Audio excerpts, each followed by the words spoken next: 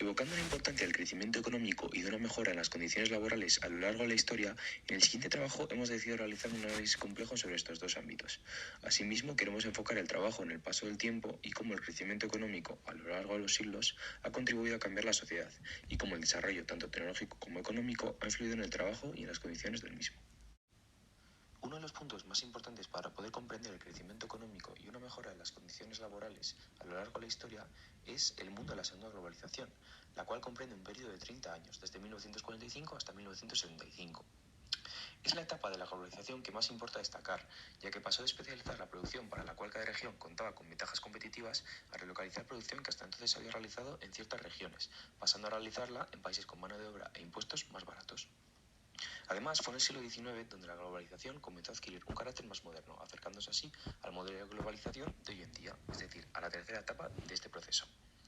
A pesar de que parece que la globalización tiene únicamente consecuencias positivas para la economía, hay que mencionar que se concentran grandes cantidades de capital en manos de multinacionales, lo que genera desequilibrio económico entre las empresas pequeñas. El siguiente gráfico nos muestra el peso de las exportaciones sobre el PIB en los países desarrollados en un periodo de 130 años, periodo que engloba la mayoría de la época de la globalización internacional. Como podemos observar, en 1870 el peso de las exportaciones era muy bajo. Sin embargo, ya finalizada la segunda etapa de la globalización, podemos ver cómo las exportaciones comienzan a ganar más importancia y se convierten en la principal característica de los países que comenzaban a desarrollar economías más complejas y competitivas. Bueno, continuando con la investigación sobre el ODS octavo, nos centraremos en el crecimiento económico. Y la mejor herramienta para apreciar este crecimiento económico a lo largo del tiempo es el presupuesto interior bruto de cada año. En este gráfico podemos observar el aumento del PIB per cápita desde 1961 hasta 2017, en 5 de los países más representativos del mundo, como son China, Estados Unidos, Alemania, India y España. Como podemos observar, el crecimiento económico anual de la economía en cada país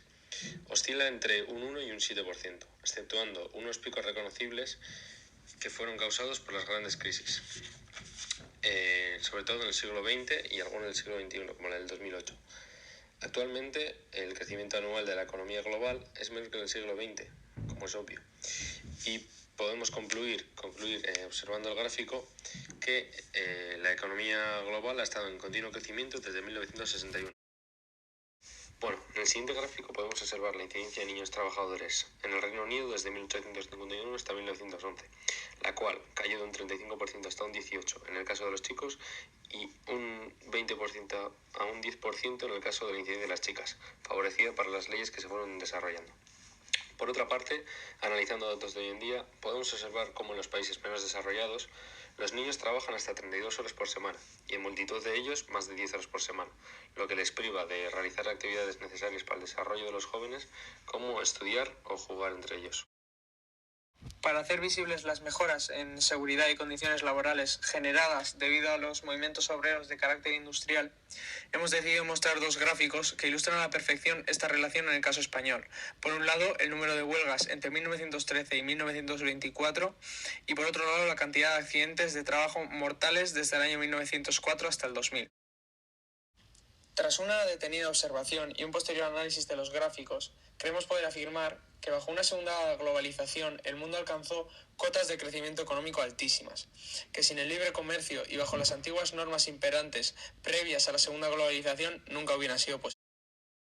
Sobre las condiciones laborales en los nuevos países industriales, podemos decir que durante la revolución industrial en el siglo XIX las condiciones de trabajo eran nefastas y los salarios resultaban de miseria. Las jornadas de trabajo eran superiores a las 8 horas, incluso para los niños. En los locales donde se realizaba la actividad laboral no había ventilación ni higiene. Estas circunstancias tan precarias provocaban todo tipo de accidentes laborales.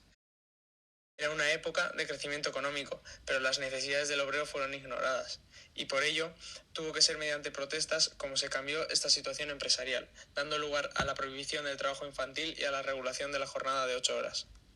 Se adoptaron una serie de medidas para garantizar la seguridad de los trabajadores y mejorar sus condiciones laborales, medidas que desde aquel entonces siguen en aumento y que supusieron una revolución frente al sistema laboral anterior. Para finalizar y a modo de breve conclusión, recogemos que tras una devastadora Segunda Guerra Mundial, el mundo se vio abocado a idear nuevas formas de llevar la economía, de la manera más eficiente posible ya que los recursos eran escasos, optando y siendo opción mayoritaria una internacionalización completa del comercio,